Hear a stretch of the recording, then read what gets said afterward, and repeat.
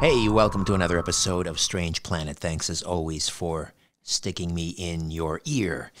And on this episode, we're going to delve into, how shall we call them? Very rare types of UFO encounters. Not the typical types of UFO encounters that you often hear. So some of the more unusual aspects of the UFO phenomenon. Preston Dennett is with us. He began investigating UFOs and the paranormal in 1986 when he discovered that his family and friends, coworkers, and others were having dramatic unexplained encounters.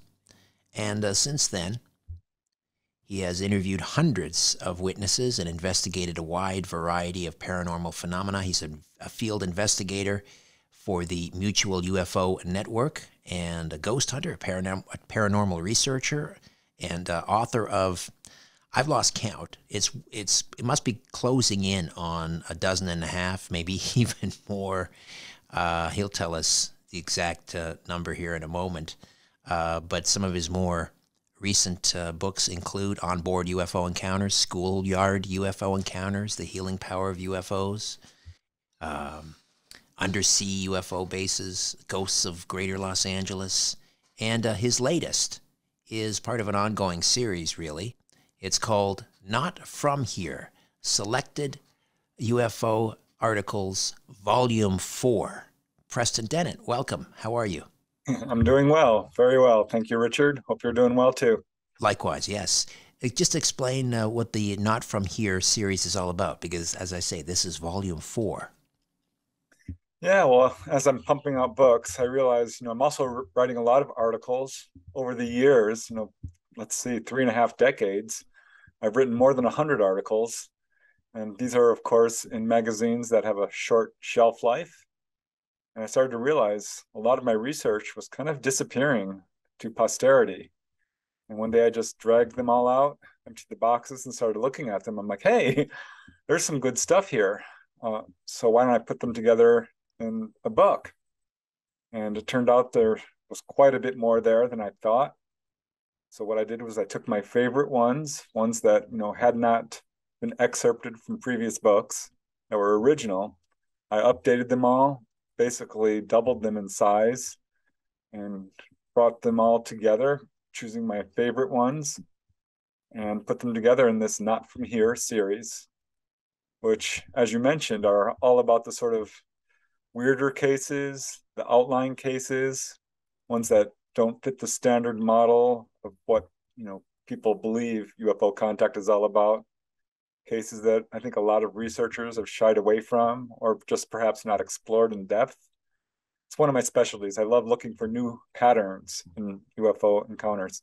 Yes, nobody does. I don't think anybody does what you do. I mean, you have filled entire volumes about. So, for example, UFO encounters at the drive-in movie theater. I mean, I think any typical researcher might be hard-pressed to come up with one or two examples, and you have enough to fill an entire book. Schoolyard encounters with UFOs, cases where people have been healed during a UFO encounter. I mean, it is a very specialized field. And why do you think you're attracted to? Well, it turns out they're not that uncommon, and you've proven that. But these are areas that, as you say, other researchers tend to ignore. Why is that? I think because this is a relatively new field, there's still a lot of room for exploration. And certainly initially, I think a lot of researchers were focused more on the nuts and bolts aspects of UFOs, wanting to prove this is a real phenomenon, and bringing in the paranormal aspects perhaps makes that a little bit more difficult because UFOs are a package deal. Let's face it, if you're going to talk about UFOs, you're going to be talking about telepathy and levitation and just a wide variety of paranormal events. Well, speaking of levitation, levitation might be a good place to dive in. And there is an article in Volume 4 of Not From Here, Not From Here, that has to do with the levitation of the actual vehicle. So we'll have a UFO, chasing a car down some remote highway, and sometimes they go even further and lift that vehicle right up into the sky. Tell me about it. Yeah, I mean, I'm sure people who are involved in this field know about UFO's penchant for chasing cars down remote highways late at night. It's got to be 1,000 cases like that in the UFO literature. But these cases take that to a whole new level. In these cases, and I found a dozen or 20, 30 of them all over the world. These are cases where the UFOs go beyond just chasing you. They will come down over the car and lift it up into the sky. And I'm not talking about, people being pulled on board, though that does seem to be happening in some of these cases. The vast majority, no.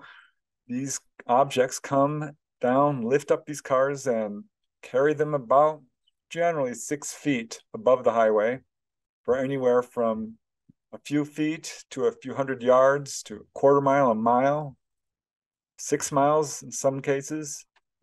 And I mean, it just gets weirder than that. Some of these cases are beyond bizarre. Uh, in your research, is it your estimation that these vehicles were I don't know, accidentally caught up in some sort of a tractor beam, or was it deliberate, or is it kind of a mixed bag? Uh, I would say deliberate in most cases. I did find one that does appear to be accidental.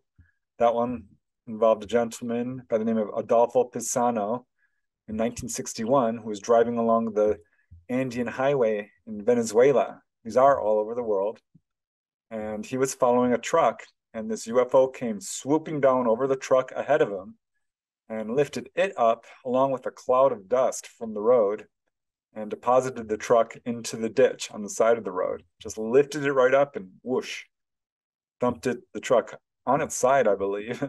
The gentleman was not injured, but that does appear to be an accidental car lift.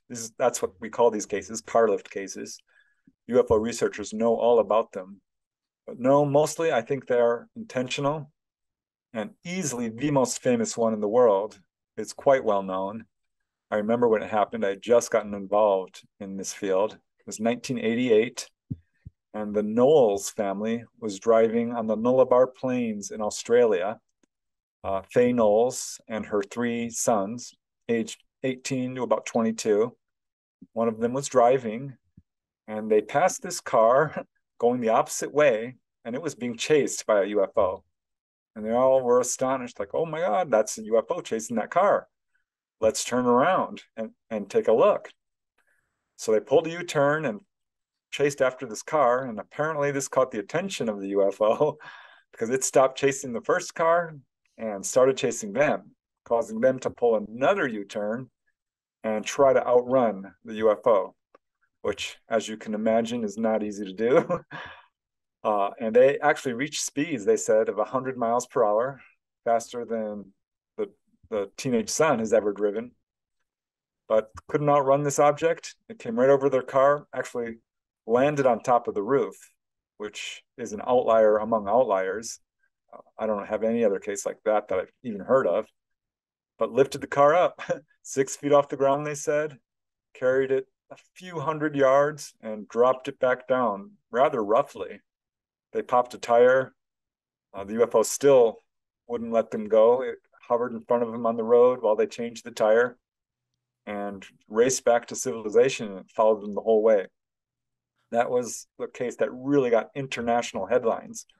I don't think people realize that this happens pretty regularly all over the world.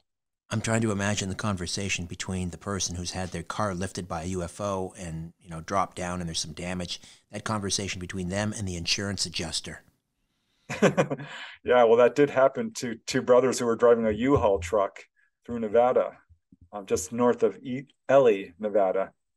And this was actually one of three cases I found in Nevada when I was writing a book on that state, which is what got me interested in these cases. But these two brothers were driving this U-Haul and were followed by a couple of UFOs, which were causing them some concern because it was pacing their vehicle till one actually landed in front of them on the road. They stopped the car, but at this point it came towards them and actually lifted their U-Haul truck just a few inches, in this case, off the ground. They both felt like this car was absolutely floating and very short distance, but ended up dropping the truck down and breaking it pretty badly. They had to call the guys they had rented it from. And this was well verified, well investigated.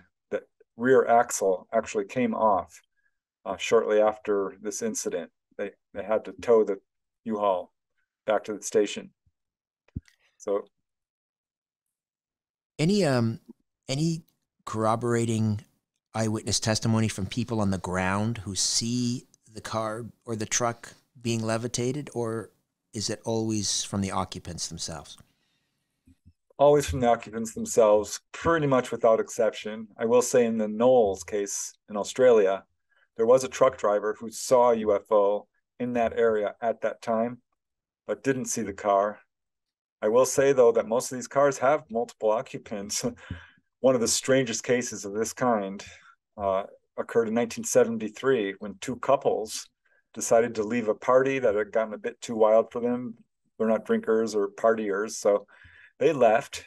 And this is in Hattiesburg, Mississippi. And we're driving along when the road lit up around them, and the car lifted up and then went down on the ground again, lifted up again just a couple of feet and came down. And the wife, who's in the front seat, turns to her husband and says, "What are you doing?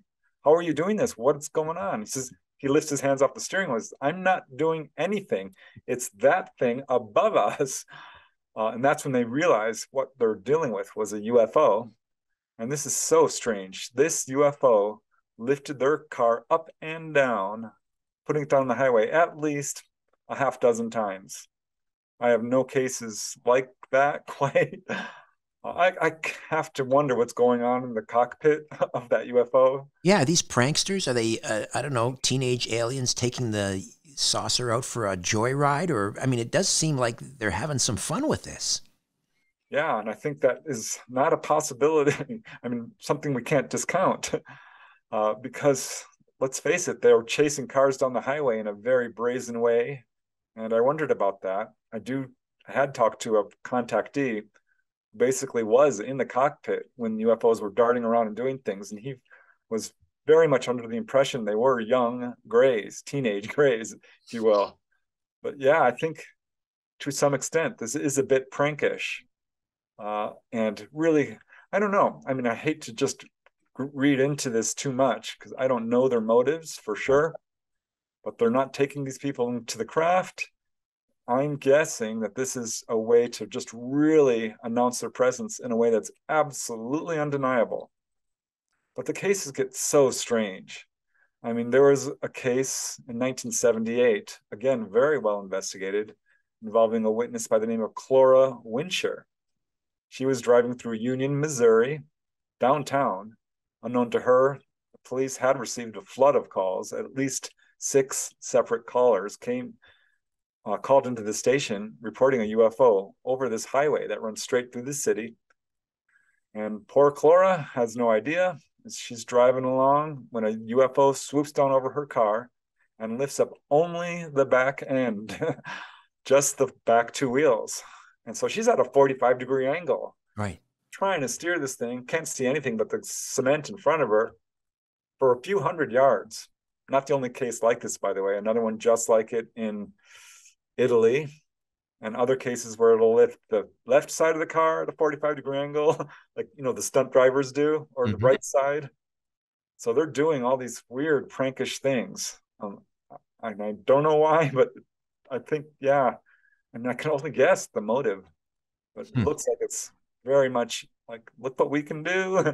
Hey, let's go for a little joyride type of thing, like Sunday night drivers, teenagers. I don't Right, know. right.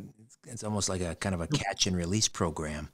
Now, here's something. We're all familiar with the motion picture with Wesley Smith. Is it Wesley Smith and who's it? I'm thinking about Independence Day, of course, uh, where the you know aliens attack, but Independence Day, July 4th, turns out to be a rather popular day for UFO encounters.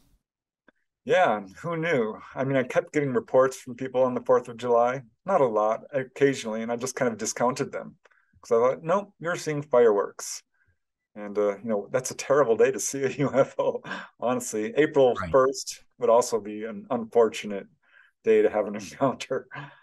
But I kept hearing about this, and a few of these were clear to me that it wasn't, say, a firework or a sky lantern, because that was kind of my go-to, the party lanterns you set aloft. Yes. Chinese lanterns. Yeah. Right. But I started hearing buzz about this on the internet. Like, people were saying, don't you know these UFOs are coming down to watch the fireworks? And it made me curious. So I decided, just on a lark, to dive into the databases of various organizations like MUFON, Yes. Mutual UFO Network, or NUFORC, the National UFO Reporting Center, Peter Davenport. Yeah. right? Because they get a lot of reports daily, anywhere from 5 to 20 on the average.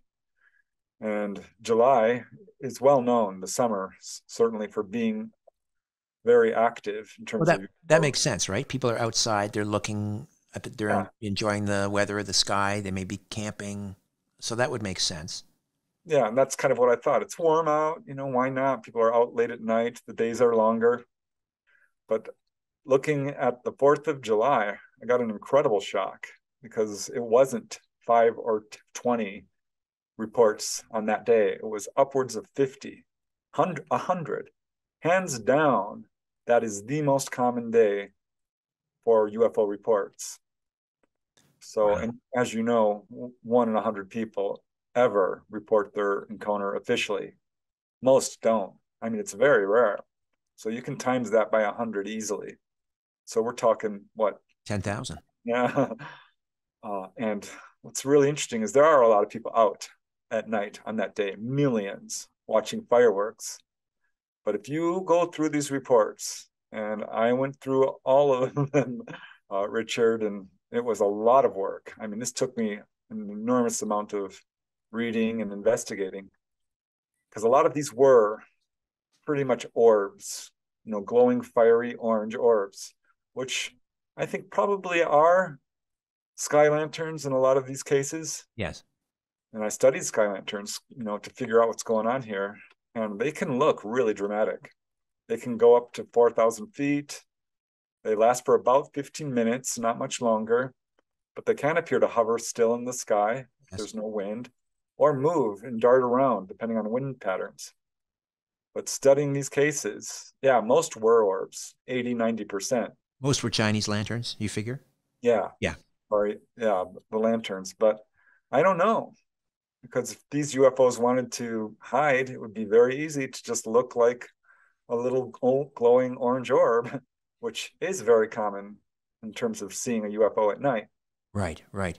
And it became clear a lot of these weren't Chinese lanterns because they were in the sky for an hour, or they would zip across the sky at several hundred miles per hour, or stop and turn at right angles.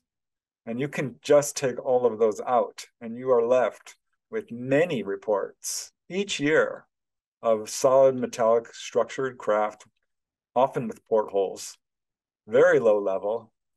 And what's really interesting about these cases is most of the witnesses feel they are observing the fireworks, but some are like, the fireworks show was great, but what the UFOs did was even better because they will put on a show. It's almost as if they know people are looking up and they take this as an opportunity to do what UFO researchers know very well and call a display. They'll release smaller craft. They will flash their lights. They will dart around in amazing ways. A typical case, one of my favorite of the whole bunch that I found, occurred in 1988 in Glen, Mississippi, when a mother was standing in the doorway while her young son was shooting off little tiny fireworks. And a group of about a half dozen sort of V-shaped objects, each about the size of a pickup, they estimate, came swooping down and put on a show Hmm. for a good half an hour, darting around, swooping, coming quite low, going up, playing with each other in that weird dancing motion we often hear described, and probably would have stayed for longer, but military jets showed up as they do in a number of these cases, and chase them away. But yeah, I'm telling you, this is a thing. If you want to see a UFO, do it on the 4th of July. You got a really good chance, I think. And what's also very interesting about these cases, real quick, is that we would call these generally simple sightings. You know, they're not a close encounter of the second kind affecting the environment necessarily, Right. or people being contacted and pulled on board. But if you look at it critically, I think we might be better off or more accurately labeling these as close encounters of the fifth kind, human initiated. Ah, yes, good point. Right? Like, because everyone's going out there doing CE5s and bringing their flashlights and meditating. And here we are shooting off fireworks and zoom, they come down. So it's a great tool for CE5 groups, I think, Ah, yes, or yes. definitely a way to study these things live in the laboratory, so to speak. There you go. There you So go. many cases every darn year, almost exclusively in the US, by the way, Right, right. for obvious reasons. Preston, we'll take a quick time out and continue to talk about some of the more unusual aspects of the UFO phenomena. Don't go away. Every new season, we find a reason to improve our lives and our health. And C60 Evo organic edible oils deliver noticeable benefits quickly. A spoonful in the morning delivers energy and endurance all day long. And I sleep deeper and wake up feeling refreshed because C60 ESS60 works. Carbon 60 received the Nobel Prize in Chemistry in 1996 when it was used for industrial applications. C60 Evo's ESS60 is a breakthrough technology upgrading C60 to be safe for human and pet consumption. ESS60 has been called a miracle molecule because of the physical and mental benefits people are enjoying. Their lab has a proven track record of 31 years and thousands of happy customers across the world, just like me. So, treat yourself, your friends, and your family to C60 Evo and use my link, EVRS, to get 10% off your first order. Again, my link, EVRS, to get 10% off your first order. And we are here with Preston Dennett, author, UFO researcher, and the latest is a collection of his articles, not from here, selected articles, volume 4. Volume 4. And these articles all deal with some of the more unusual aspects of the UFO phenomenon. We were talking about UFO car lift cases. We were talking about Independence Day encounters. And it turns out July 4th is the most common day to see a UFO. And we're not talking fireworks or Chinese lanterns here. This one is, it's not uncommon. I mean, we're familiar with UFO sightings over airports. For example, the Chicago O'Hare UFO incident, which I believe was at 2011 or 2006, I think. 2006, one of the most famous airport UFO cases. But what else can you tell us about UFOs hovering over airports and all over the world, in fact? Yeah, this was another big shock to me. I did write UFOs over California, and I found out that LAX was very much targeted. Over a period of decades, they've had about a dozen encounters. These are very brazen, starting pretty early on from the modern age, 1947. Oh, that's soon, that early. Wow. Yeah, absolutely. Well, if I was going to start any year, it would have to be 46, right? Yeah, I couldn't find any before that. In fact, usually most of them are a little bit after that. For as far as LAX, it was July 1952 for 4 nights in a row, actually, where tower operators were quite surprised by how close these objects were coming, how low. It was clear to them that they were showing off, wanting to be seen. And it would happen every 5 or 10 years at LAX. Um, Often enough that this was photographed. It did get on the news. I remember, living in that area when it did get on the news. I've talked to some firsthand witnesses, in fact, and I just thought this was unique and didn't really think much about it, though occasionally I would hear of sightings over airports. And I mean, it happened in China, closed down an airport. That's right. But as I started to, well, actually, it was the O'Hare case that really got me thinking, because that's very well known, almost effectively covered up, by the way. We very nearly didn't hear about that, except for thanks to a journalist. Right. But that was apparently photographed, very widely viewed, as many of these cases are. That's the most read Chicago Tribune online article in the paper's history. Oh, wow. Yeah. I did not know that. But digging into these cases, I found far more than I almost wrote a book about this, but I'm like, no, I'm just going to do a chapter. It turned out to be a pretty lengthy chapter because I found 40, 50 cases, more than that. I didn't put all of them in, just the most dramatic. But what was really cool was these were not just sightings. These were landings as well, in many cases. And in some, humanoids were actually being seen. There was a case in the Azores, actually, at Santa Maria Airport in September 1954, where an airport guard saw a 10-foot wide object land, and these two sort of Nordic figures, they're often called, I call them human looking, because I think that's more accurate, came out of this craft and spoke in a strange language. He couldn't understand them, but approached the guard, basically said hi, touched him on the shoulder, sort of a gesture of welcoming, and returned back to the craft, and it left. And it's not the only one like that. I mean, this is all over the world. I'm talking Canada, Texas, Boston, Wales, Australia, Ecuador, Peru. England has several, Argentina, everywhere. You mentioned Canada, Preston. Since I'm sitting up here in Canada, can you share that story with me? Yeah, certainly. There was a case on August, let me see. Yeah, August 27, 1952. This was at McDonald Airport in Manitoba, Canada. And this disc came down very low level. It didn't land in this case, but these are generally speaking quite low level. Very much like the schoolyard encounters I've investigated or the drive-in theaters, which is another indication that they're wanting to be seen. And it approaches right close to the tower again, and it's circling the airport over and over again and stayed there until they turned on the airport searchlights, caught it in its beam, and that caused it to dart away. So as airport encounters go, it's one of the lesser dramatic. I mean, That's really, Canada for you. We're not very exciting up here. Are these being primarily reported by passengers or air traffic controllers or baggage handlers, or again, is it a mixed bag? it's primarily airport employees. Often it is the tower operators, but absolutely pilots and passengers and even people living next to these airports. But it's astonishing to me because so many of these cases do involve landings. And you just wouldn't think that UFOs would be approaching a place that is clearly going to catch them on radar. Very good chance of being photographed, obviously going to be widely viewed.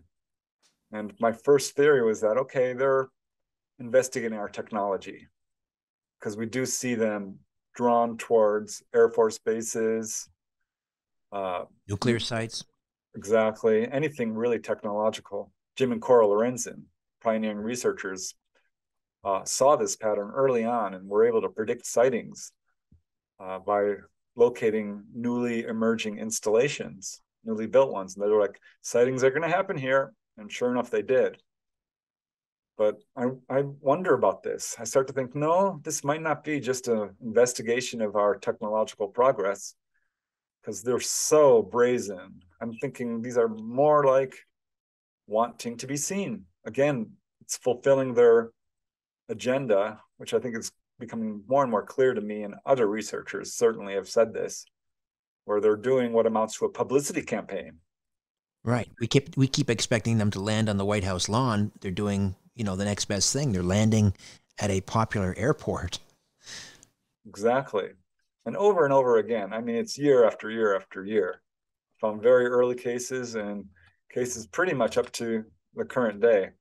I know you mentioned in China they had so many UFO sightings they actually shut down the airport. But in the United States or closer to home, have there been any near misses with planes taking off or landing in a UFO? Oh yeah. The number of near misses is quite common. There's thousands of these. And I did include a chapter where it was more than just a near miss. These involved collisions with UFOs. And considering the huge number of cases, I expected to find more than I did. I found about 7 in terms of planes actually hitting these things. And I found considerably more involving automobiles, and 1 involving a train, and 1 involving a boat. But A these are, UFO hitting a train? yes. Tell me Yep. about that. Yeah, this was a case that occurred in Shelbyana, Kansas. Well, outside of Shelbyana, a train was traveling between Russell, Kansas, and Shelbyana. This comes from one of the engineers who reported it anonymously, initially to New Fork. I don't believe it's been officially investigated. So, I mean, take it for what you will. But it's clear if you read the report that this guy certainly has his technical language correct. He knows a lot about trains, and described how they were moving along and they saw these typical classic flying saucers ahead of them. 2 are quite high up, but 1 was right in front of them, hovering over the tracks.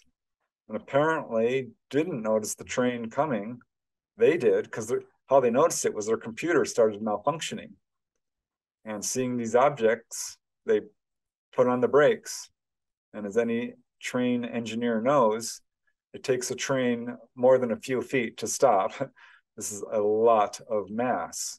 So they're putting on the brakes, and this train is slowly coming to a stop, but not slowly enough. Wham! Hits this object and actually damages about 3 of these railroad cars, slicing kind of little chunks out of it. And this was the report he gave. There were some who tried to debunk this unsuccessfully, I think. But he says that there was a whole cover-up enacted. He was questioned, told not to talk about it, basically threatened, saying we could say you're on drugs, you could lose your job. And interestingly, once this case did become public, there was another witness who came forward who said he saw a UFO in that area at that time. It's circumstantial corroboration, I would call it. Didn't actually see the incident happen. But it's an interesting case and kind of fits in with the others that I found like this. What happened to the UFO after the train struck it? It flew off. It flew off. It apparently was fine, which happens in the vast majority of these cases. Did it leave any trace evidence behind? Not that I'm aware of, not in this case. Certainly in some of the car accident cases, there are reports of trace evidence. There was one in which it hit a car and left metallic residue. This was reported to APRO, the Aerial Phenomena Research Organization. And they collected the residue and said that they were going to send it off to labs. And I scoured APRO Bulletin for a follow-up on this case and didn't find it, though the guy who was investigating it said he was approached by government agents who wanted to know about it and where was the evidence and so forth. And this case had not been publicized at all. So he was quite surprised to be approached by these guys who should not have known about it unless they were monitoring APRO's investigations, which if you look into APRO, they were infiltrated by the CIA at one point. Aha, all right. And caught them in the act. One of their investigators was a CIA agent. So that could be what was going on here. No doubt. Preston, we'll take another time out and continue to glean some of the more unusual aspects of the UFO phenomenon from Preston Dennett's Not From Here Selected UFO Articles, Volume 4. November reminds us to be thankful and focused on boosting our radiant health before winter. And I use a potent remedy that's improved the quality of my life and deepened my sleep as well. I take C60 Evo olive oil every morning, and I have a lot more energy and mental focus all day long. My workouts are easier, and I have a lot more endurance. If you're into competitive sports, this is a game changer. Health is our greatest wealth, and Pura C60 ESS60 really works. ESS60 is a breakthrough technology delivering the carbon-60 miracle molecule for humans and pets. Check out the C60 Evo holiday gift collections for everyone on your list. They make amazing skin, lip, and hair repair serum that deliver noticeable results quickly. C60 Evo's lab has an impressive track record of 31 years and, of course, my personal recommendation. You deserve the best remedies on earth, and so do those you love. Buy direct from the lab and upgrade your life today. Use my code EVRS to save 10% off your first order. Again, my code EVRS and save 10% off your first order. Preston Dennett, UFO researcher, prolific author. How many is it now? I lost count after the first dozen. You must be around, what, 18 books now?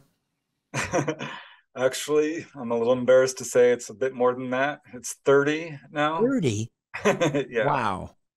Yeah. More upcoming. Just warning you, I've got at least 2 coming out next year, and I'm working on others. That's impressive, Preston. That is very impressive. So this one, to me, is one of the most bizarre aspects that I've ever heard about with regards to UFOs, and that is the connection between UFOs and fertilizer, like for crops. Fertilizer, Preston. What the heck is going on there? Yeah, this is something I actually wanted to follow up for a long time because I remember hearing about this. And the origin comes from the very famous Betty and Barney Hill case. Ah, yes. Which, of course, I won't get into. We all know it, but yes. Real brief. 1961, Betty and Barney Hill are driving through the White Mountains, see a UFO, and it's a very close encounter. And they're not quite certain they had missing time, but it became clear when they returned home, far too late. Betty's dress was ripped, Barney's shoes were scuffed, there were marks on the car, and they're both having dreams and anxiety. So something happened, and they were approached by some of the first investigators on this case, actually, who were scientists, mainstream scientists. Richard Homan and C.D. Jackson were their names. And they started asking all these questions about the missing time aspect and other weird questions. And one of them was so off the wall, it really perplexed both the Hills. And Homan and Jackson basically asked them, do you have any fertilizer in your car at the time of this incident? And they said, no, what are you talking about? But they remembered that, in fact, they did. They said, oh, wait a second. Yeah, we had a bag of fertilizer in the back seat. For like their lawn, for their grass, probably. Yeah. Well, she enjoyed, growing avocado trees and things like this. Betty did. And they're like, yeah, actually we do. And they said, oh, well, we kind of thought you might because we've investigated other cases involving missing time and people who were involved in the nitrates industry or associated with fertilizer in some way. I'd sure love to talk to those guys because they never revealed any other cases. But this became a topic of inquiry in the Hills case that was never resolved. Kathleen Marden brought it up in her recent book with Stanton Friedman. So this is fairly well known in the Hills case. Well, I guess not well known. A lot of people don't realize there's a connection here. But apparently there was. And I started looking for other cases. I'm like, well, there's if C.D. Jackson and Robert Homan saw this cases like this, there's got to be others out there. And I instantly thought of a very well-known case, which is very bizarre, but points directly towards this. And that involved Gary T. Wilcox, a dairy farmer from Tioga City, New York, who on April 24, 1964, was out in his fields during the day, by the way, saw a flash of light drop down into his fields, went to approach it, and saw this object. And he's thinking, oh, is that a discarded refrigerator? Who would put that on my land? How did they get there? Is this an engine, plane? A plane engine that fell from a plane. But it wasn't, obviously. He approached it. It was a saucer. And he's thinking military. He was in the military. He's a good witness. He was later interviewed by the Air Force and researchers who also talked to his neighbors who gave him a very good reference. But long story short, 2 figures came out. They were quite short, 5 feet, dressed from head to toe in a uniform, including their faces, spoke flawless English, and had a long conversation with them, over an hour. And Gary Wilcox refused to tell investigators much of what they said. He said it was personal. I'm not going to talk about it. Wow. Which really makes me wonder. But he was apparently given some predictions, which did come true. One involving the death of an astronaut, which happened later that year. But he said that they were interested in the way he was fertilizing his fields. And that became a topic of discussion. He said, "What is fertilizer? What are you doing to your fields?" And he explained the purpose of fertilizer and what it's composed of and so forth. And they asked for a bag. So he left the site, went to his barn, got an 80-pound bag, and brought it to where this object was. It was now gone. There was no landing traces as far as I know. But he left the bag there and was gone the next day. And apparently they took it. A very strange case. And I found others that speak to this. Not a lot, I have to say, just a small handful. But cases where they're hovering over the Agrium fertilizer plant in Borger, Texas. One that really kind of clinched it for me was in Winstead, Connecticut on February 21st, 1968, when a 12-year-old girl saw a UFO land outside her house. And 12 little figures came out, short little things, 3 feet tall, and didn't apparently notice her, but went straight to the building across the street, an abandoned railroad station. And it was being used, as you might guess, to house fertilizer.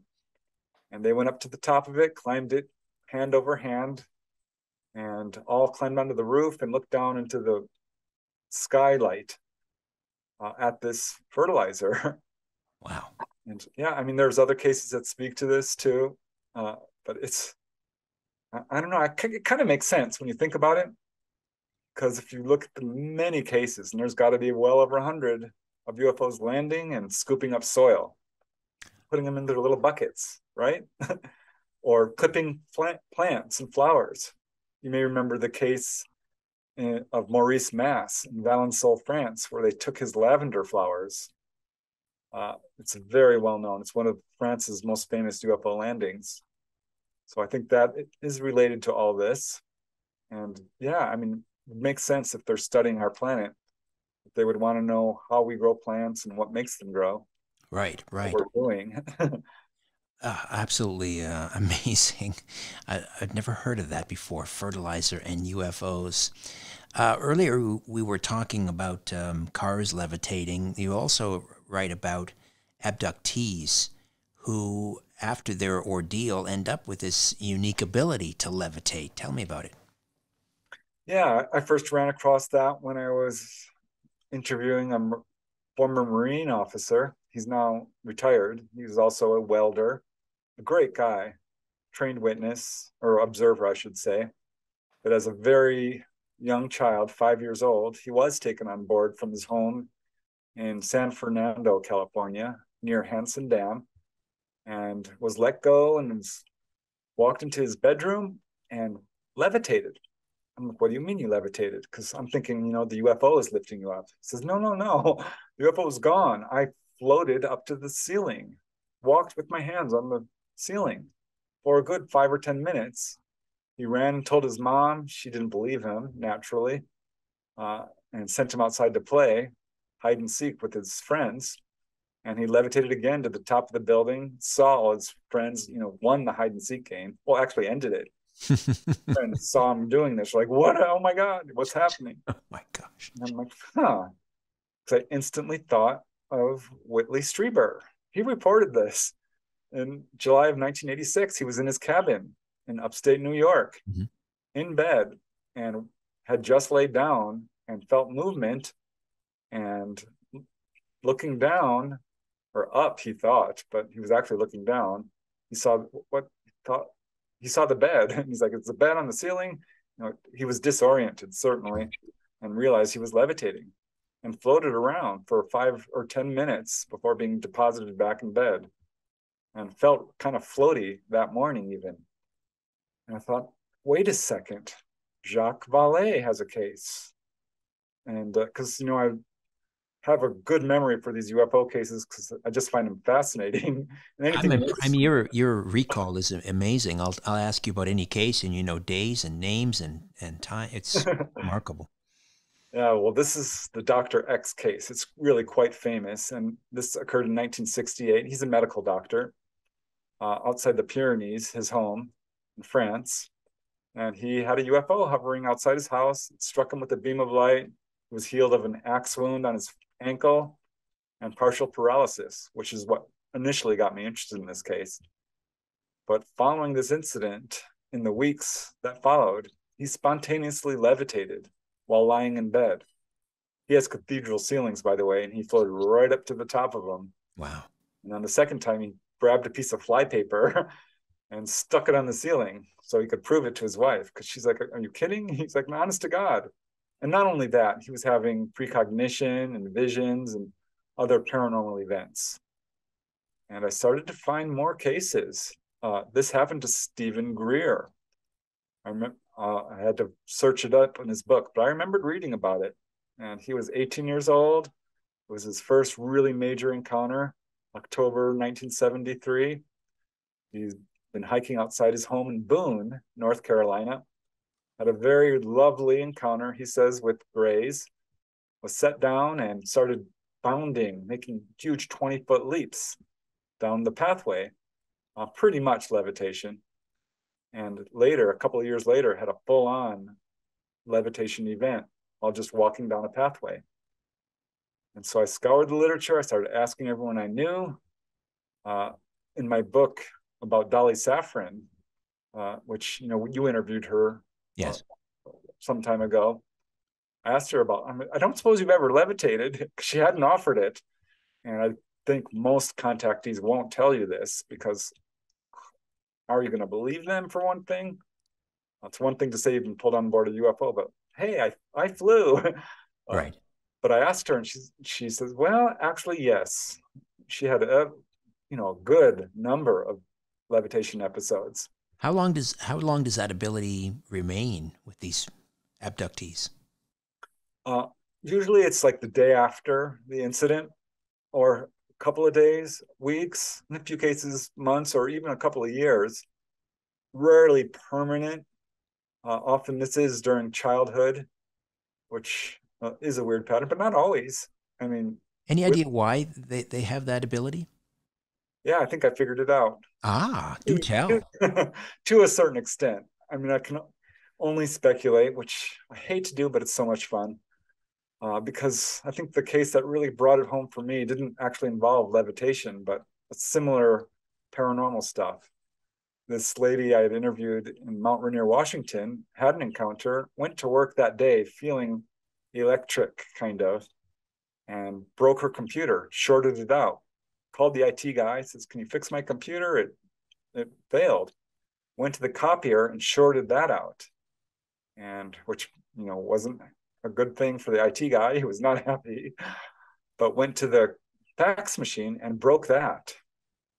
And I thought, oh my gosh, the Marine officer I told you about had that same problem with his welding machine. And this is something contactees know very well. They blow out light bulbs. They'll make TVs fuzz up, radios static. Anything electrical goes complete havoc. They don't wear watches. I know this happens with people that have been struck by lightning. They Exactly. become what they call electric people or sliders. Street lamp interference. If they walk by a street lamp, it'll turn on or off. Maybe Yeah, some of these people don't realize they've been abducted. could be. I mean, it happens there's cases of people becoming very feverish or ill, and they become electric too. I think it's got something to do with the bioelectric field, honestly. Or the fact is, if you study contactees who have a lot of contact, they start to experience a wide variety of paranormal events. They will start experiencing mediumship, out-of-body experiences, precognition, seeing shadow people, channeling, psychic reading, healing. I can go down the list.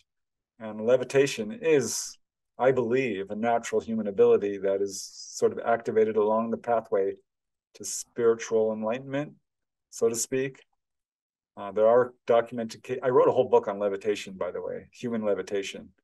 So I was somewhat familiar with it already, but did not realize there was a UFO connection. But there absolutely is. Digging into cases, I found quite a few and interviewed some people personally. I brought it up to Ray Hernandez. Oh, yes. He's Yes. like, "Oh, I'm glad you brought that up." My friend Alberto Fernandez had that experience. He didn't know it. He was asleep, but his wife saw him floating above the bed.